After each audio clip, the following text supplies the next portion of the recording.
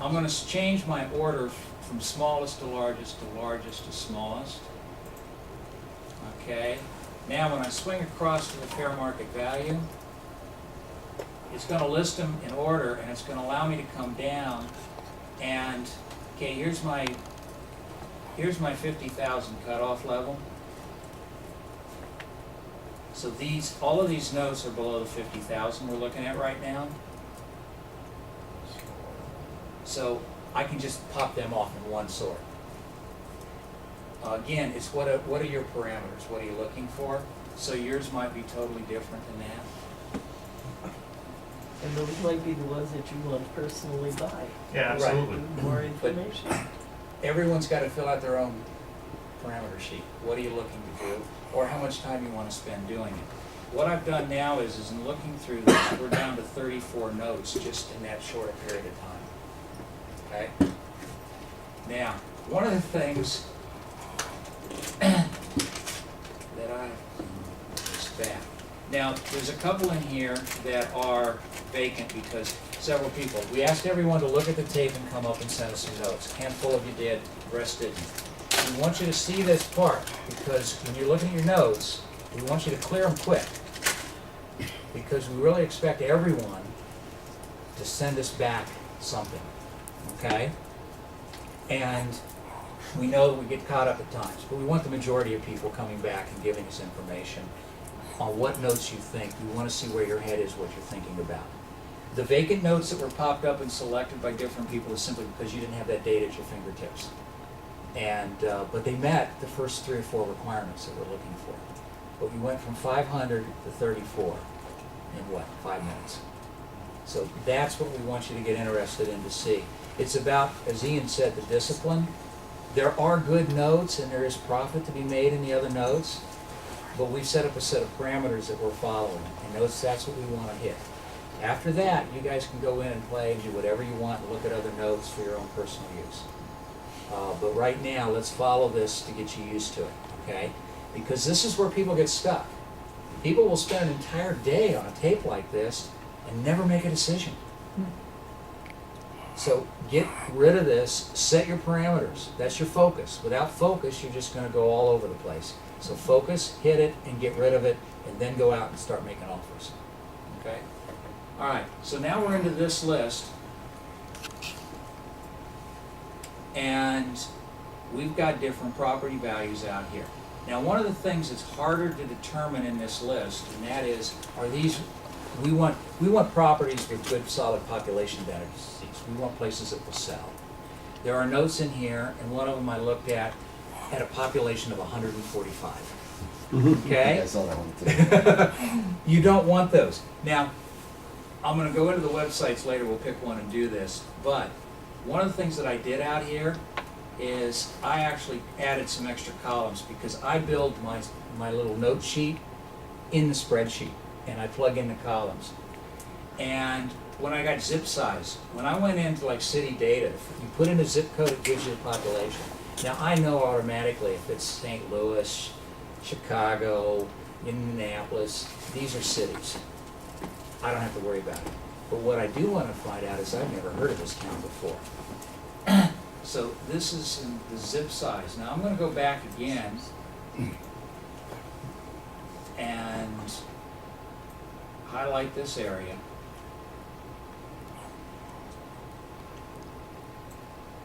And I'm going to go into data, sort. And since I went through and I just plugged in each of these addresses in city data, and it immediately gave me what the population was. And if it hit a certain level, I knew that I was okay. If it didn't, get rid of it. If it was a suburb town of a city, you know, I usually do the I'll do a Google map search in the city data. If it's really low, I'll zoom out on my Google map. Is it close to a city? Nope, it's not a suburb. It's gone. But at 145, that wasn't a suburb of any It decent depends on the population. city, because like here, you could say, oh, Round Hill doesn't look close to a city, and Round Hill doesn't, on the map, population doesn't look that big. Right. But houses in Round Hill have value, right? I mean, Correct. So, right, But so- again, it's a matter of clearing this list down so Right. that I'm spending my time. Sure. You know, I'm putting in my 10 or 15 minutes on this note, going deeper, only on those notes that hit those parameters. Exactly. And there's nothing to say that, like, I have time later, I'll go back in and look at some others. But Right, there's let's, some that are on the fence, you might just, I usually flag them with a color, like color Right, yellow and or you've seen something, my color decide I code. wanna go look, right. yeah. So if there's something else, secondary note. Yeah. Okay. By the way, it's 4 o'clock now. Does everybody have another half hour? Roughly? Yes. How you doing? Ken, Yeah. Okay. what does your color scheme? We carpool, we It's not a good color. My color scheme simply is for isolation. The only color on my spreadsheets, if you see yellow, that is a block that you change, and it will affect formulas throughout the spreadsheet. And I'll show you that in a minute when I get this down. All other colors are simply used to highlight certain areas, to help me find and locate. When I, like the columns out here that are locked in, when I go to the other end, I can still see the color. It helps me identify the line I'm on. Okay. That's all. There's no color selection. All right, so I'm gonna go out and scroll down here because I wanna find my zip.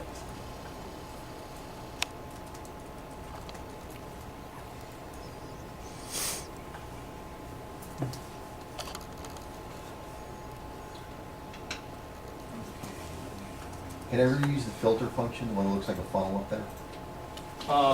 I do at times, but since this spreadsheet wasn't, when I transferred it over, it wasn't set up, and I don't need to do it, I usually just do this So I data. use that pretty effectively doing what you're doing, but I just click filter, and then I click on it, and then I eliminate, I uncheck everything, and then Okay. or I uncheck the ones that I want, and it basically is doing a lot of the same thing. But every once in a while, one of the columns didn't want to take, it didn't want to, I don't know what it was, it just didn't want to filter on it for some reason, I forget why. If you don't have data next to, in every cell, like sometimes it doesn't. in a full column next to other data, it won't filter correctly sometimes, Right.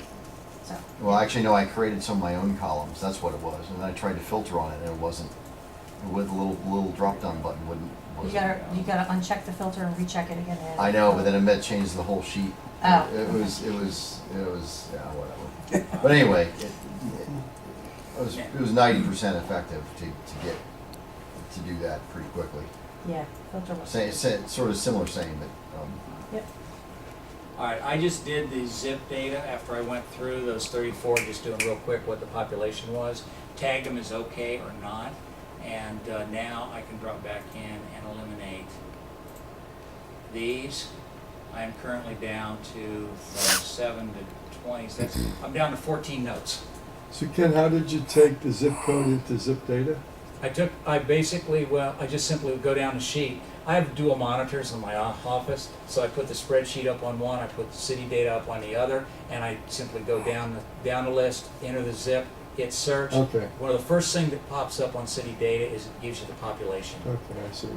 And Excel then, class starts at 5, by the way. well, so you just run through city data and just enter that in a bunch of Yeah, times. I And just then you do a enter manual it, entry right on your down the list. spreadsheet, and Pardon then me? you do a manual entry back on your I spreadsheet. go manual into it, if it's Okay. okay or not, and I click it through. Now for the group, I've done this in advance to save some time. When I'm doing it, if there is a line item that population density is too low, I immediately just delete it. So it's just step by step walking through, clicking the rows right out of the column. I'm down to 12 notes now to research. Okay?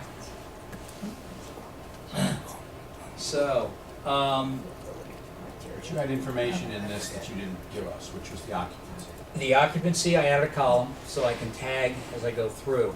Normally, I wouldn't put it in there because I wouldn't have to sort, I would simply delete the line once, after I did the other sorts. Population density is one of our bigger things. We don't want small rural areas. I wouldn't have to add that if I wasn't showing, I would just simply delete it as soon as I saw that it was the low density and start kicking the roads out. What is this group's target for population? We want to be up around 40 or 50,000 minimum. Okay. Now, you're gonna see a lot of 20s and 30s at times, but they're gonna be also part of a city in that. So the zip will sometimes give you low, so you have to also go into Google Maps. For instance, the St. Louis, Missouri note that we bid on, it's actually in a part of St. Louis called St. Louis City. So it only showed up like 25,000 population, but it's Right. in St. Louis. Right. And So- that's kind of the manual thing, because when I'm going through it, I don't have to check every line item. When I get it down and I'm ready to do the data, I will actually, that says St. Louis address. That's a Baltimore address, you know. That, after you do this, I mean, we all know the major cities. Houston, Texas, Austin. I'm gonna leave those in, I'm not even gonna look them up. If it's got an address in a major city, I skip through it. That's why you can get through it pretty quick, because you'll find that there's a lot of them in the cities. Tulsa, Indianapolis, Milwaukee. Now, Janesville had the population, but I didn't know where it was, so that's one I would check. Let's see, which one is this? Richmond, Indiana, I would check, I didn't know. So I only check, all the big cities I immediately throw, I don't have to search. The rest I'll look at. And then I just delete them as I go through. So we're down the list here. Now, what we've highlighted in red here there are 3 notes on here that's got the red label. These 3 notes are actually ones that Ian and I have been talking about, and we bid on the Michigan City one. Michigan City, we've bid on. Why don't you bring that up in Google Maps so they Okay. can see the picture?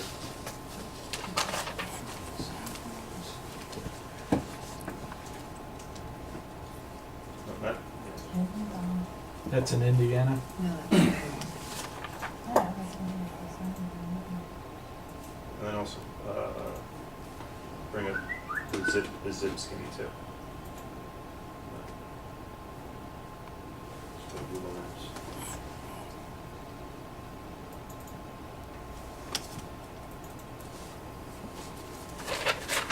So, and I'll go, I just want to show you the picture because 90% of the reason why this popped up right at me was because of the picture. So that's your dream home? It's not my dream home, but, you know, Nice. as you can see, you know, it looks like it's being taken care of. It's nice windows. They have a path that doesn't have garbage on it. You know, Lawn's mowed. the lawn's mowed. It That's a looks, recent picture. it What's looks the like date the of that roof. picture? It's September 2013. And if you spin it around, just spin it around to the other houses around. They all look like they're manicured houses. Yep. Yeah, that looks good. All right, there's no boarded up houses. You know, guys staring, saying, "What the hell is this guy doing?" You know, the American flag. So this is like the typical Midwestern town where you'll see with the demographics they're making, you know, $40,000 to $60,000. Most of the people, low crime area. Nothing's, you know, boarded up. You know, these are the perfect types of notes that I would buy all day, every day. It's funny how the sidewalk on the right, you know, it looks much cleaner than the sidewalk on the left. Sidewalk on the left is full of weeds. Yeah. So, What is FME in the spreadsheet? Fair market. For, Market value. well, there's an FME. FMB. FME, actually, let me bring the spreadsheet up, because there's a formula built I into think it's that. evaluation. But the numbers were exactly the same. And that's You looked at because if you go into if you click on the FME block, you will see that It's it's, the formula that says equals the FM. yeah, actually mine didn't transfer, but the formula in here was, it was subtracting the, a payoff amount. It has something, I think, to do with the seconds. It was fair market value, like minus senior payoff or something. There was a formula could we built go in. to the zip What- skinny of that? Just out of curiosity, what did you bid? I'm going through it. We'll Okay. get there in a few minutes. I know it's all about the money, but Swear. just give me a minute.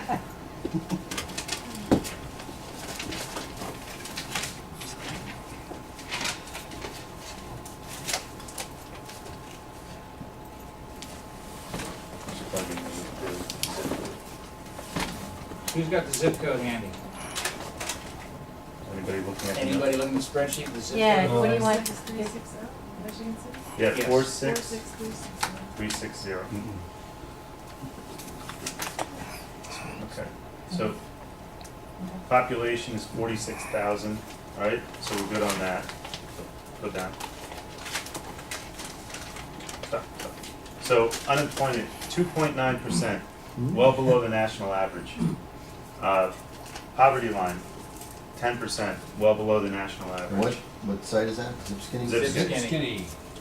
If you look, just as household income, 20%, 50 to 75,000. 10%, 75 to 100,000. Now these are on houses. That house is 83,600 something, right? So, you know, you're basically talking about. I mean, if you're making $50,000 and you're in an $80,000 house, you're living pretty damn good. If you look high school or higher, almost 80%. Is there a relative range you want? Because I was using best places Yeah. for some of that, and it was showing like average income, you know, per capita and household incomes. I mean, you know, they're down to the $20,000 range for some of these, right? I mean, is there a cutoff that you're looking at of like I'm looking- relative to the value of the homes? or For whatever? household income, just Uh-huh. household income, I'm looking for, on all houses that are under $100,000, Uh-huh. I'm looking for the majority of it to be between 35 and 74. And if you look at this, 40% is between that. So if you just add up the ones on top of that, that's 50%, 55, let's say 57% of people are, you know, basically making $35,000 or more on a house that's $80,000. You also want to look at the same home 5+ years. Almost 60% of people have been in their house for at least 5 years. So you know this is an area where people aren't moving around, where people want to stay in their houses. So you look at this at the note, you know that chances are 1 out of every 2 people are going to want to stay in their house in this area. You look at the occupation. Almost 25% are management professional. Almost 25% are sales office. So this is more of a white collar area. It's not a blue collar, you know, have a lot of people in the family type area. This is exact middle America. This is what all of us forget about, that people like this or these areas actually exist. Yeah. So yeah, I mean, that's what I look for. Flyover country.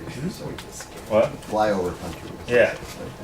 I mean, just going further, I mean, the divorce rate here is 14%. The national average is what, 60%? Wow. So this is a family area.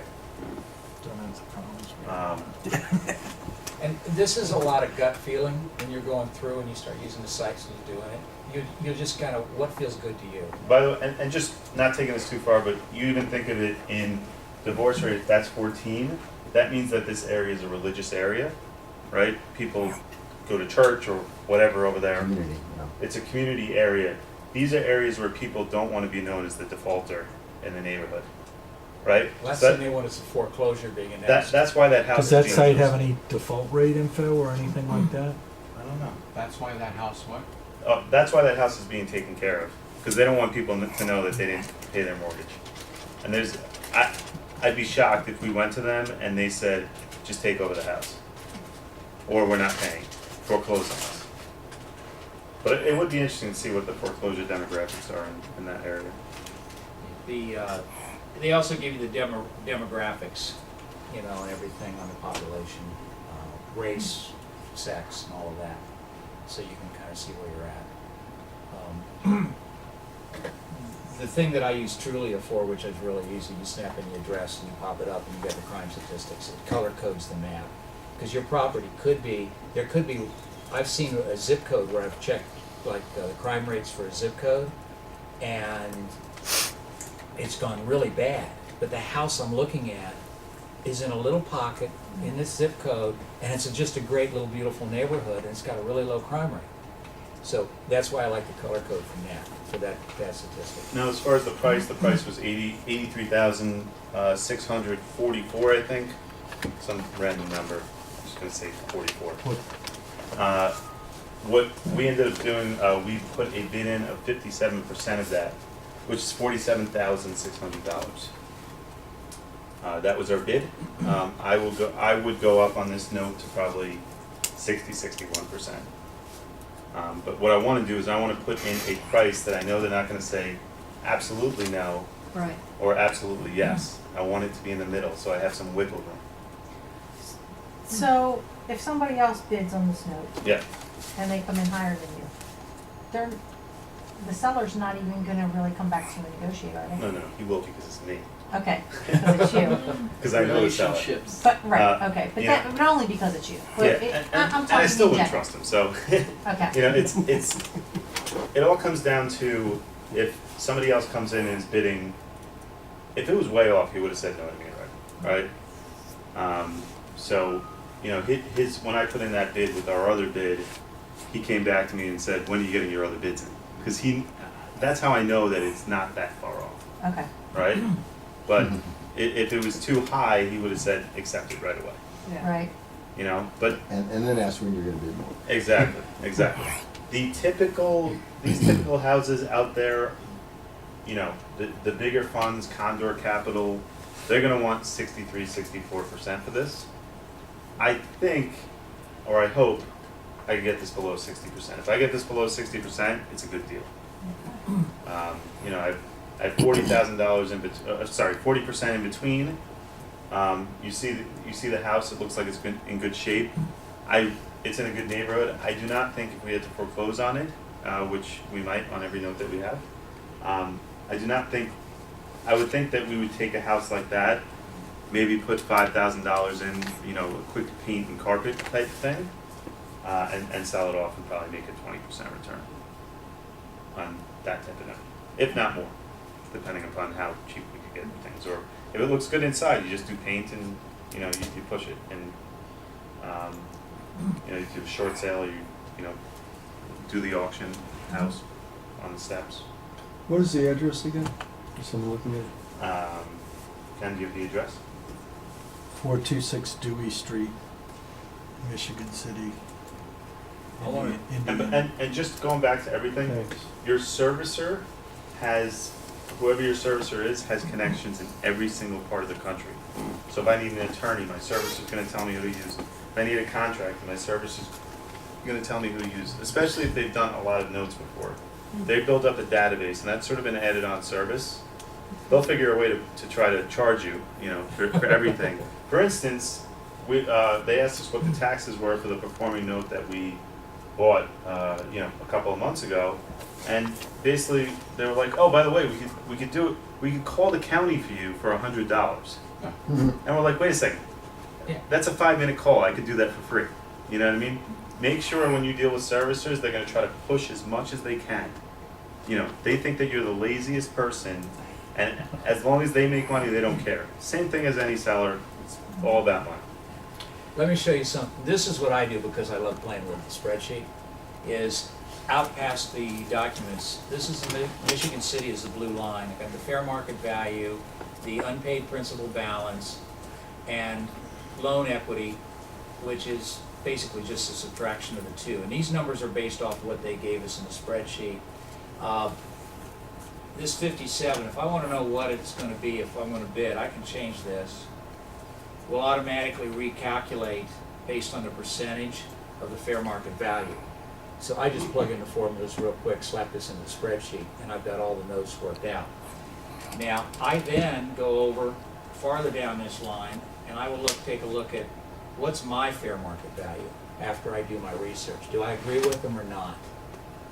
So after we've done our research and that, I'll plug in a number and say, okay, they were at 83.6, I'm saying it's around 80. So we're in the game. We've got to be. Same thing over here. I can change my 50% from that, and comes up and automatically will calculate this out. And I can drop this into any spreadsheet whenever I want. Now, what I like here is if you look at the area here, based on their value at 55, that's about a $46,000 offer on that note, gives me $37,000 in equity. I can work with that. Some of the notes when I did this too and broke it down, I only did this out based on where we're at. But you'll see how it changes depending upon the value of the property. Lower end properties you're paying for, you've got less capital. And when I come down to the spreadsheet, if I see some properties got in here and if I'm looking at my percentages, and I'm not gonna make the $5,000, that's not a note I'm considering. I wanna see if I can offer this percentage and see what my return is. I wanna go after these. These are higher priced notes. If you have a $20,000 note and you're offering 50%, you could only have a $10,000 margin. Well, by the time you paid for a foreclosure, there's no money in that deal. So this is something I just personally started doing, and I realized I can find out what's my equity in that property. Doesn't care what's owed, what's my equity after I buy that note? And is it enough to make it worth me doing this? If you have to take control of it. If I have to take control of it, is there enough money to make this worthwhile? There are a lot of rehabbers doing a deal out there that if they could get $30,000 on that rehab deal, they'd be really happy. On an $80,000 On a smaller end house, we're not, but they're only, 1,300 square feet. by risking only $40-some thousand. Yeah, they could make $100,000 on the rehab, but they're gonna risk $600,000 to do it. So it's a different. Not in Michigan City, Indiana, they probably No. aren't, or. Yeah, there's not a house there for that. Right. But in Washington, and that's one of the things we work with rehabbers, we talk a lot, we say, oh, I'm making this, I made $80,000 on this deal. But you put $800,000 at risk to do it. You put $40,000 at risk with the possibility of making 30. Right. Totally different set of numbers. Hey, I know this list has, all of these are charge-offs. And you mentioned you want to buy things that have a payment made in the last 2 years. Yeah. Would the charge-off mean anything? Now, the charge-off just means that the bank Has written it off has completely? written it off as a loss. Okay, but is that, I've been told that that's advantageous to a note buyer because they've taken it all as a loss already. Well, I mean, you're still using the same numbers, right? And you're still paying the same amount. You know, you're getting a discount because they charged it off. If they never charged it off, you wouldn't be getting a discount. Okay, The gotcha. person that charged it off was the bank, Yeah, not the hedge fund you're buying it from. yes, So that meant that the bank could sell it at a low price to a hedge fund in bulk. yeah, Then the hedge fund breaks it up and sells it to us. But it's what the market will bear. If they pay 20 cents on a dollar from the bank, it's what market will bear. Retail is what they're gonna charge us. They're not gonna charge you 25. They're gonna jump it as much as they can. And Yeah. just so you know how they make money on this list, they want $2 million for the entire all the firsts on this list, right, as a bulk buy. They couldn't. I mean, they obviously couldn't get it. That's why they're selling them as one-offs. But I'm guessing they probably paid 1.2 to 1.4 for this entire list, and they're trying to flip it for 50 or 100% profit. I mean, that's what they're trying to do. Breaking it down, they'll probably make 1.7, 1.8 on it. So they'll still make a good 25%, 30% return. And that's what we're trying to do. I'm working with a few investors that are really interested in doing the same thing they're doing, and just putting up like $5 million. They're getting, these are high net worth investors, obviously. They're getting their money at 2%, and they could buy a list like this and flip it and make a 50 to 100% return. On this particular note, suppose you get it at, for simplicity, suppose you get it at your 57%. Yep. What is the goal with this particular note? I'd want to modify it and keep the people in the house for as long as I can, and then sell off the note. Yeah, the goal would be, particularly in our investment group, is modify it, get them paying. We can get them paying for the next 12 months. Then we put the note back up for sale as a performing note and sell that note at about an 80% value. So we're making the return on investment for the year, but then we get the hit at the end of the year when we resell the note to another investor that just wants a simple buy and hold strategy that's performing. Our real goal is at the end of the 18 months is to come back to everybody in the group and say, wow, we now have, out of the 10 notes, we have 5 that are performing. We know we're going to make a certain amount. Let's hold our money and use what we've already made and go out and buy more non-performing notes and, continue the group. That's my end goal. And help build the community in DC.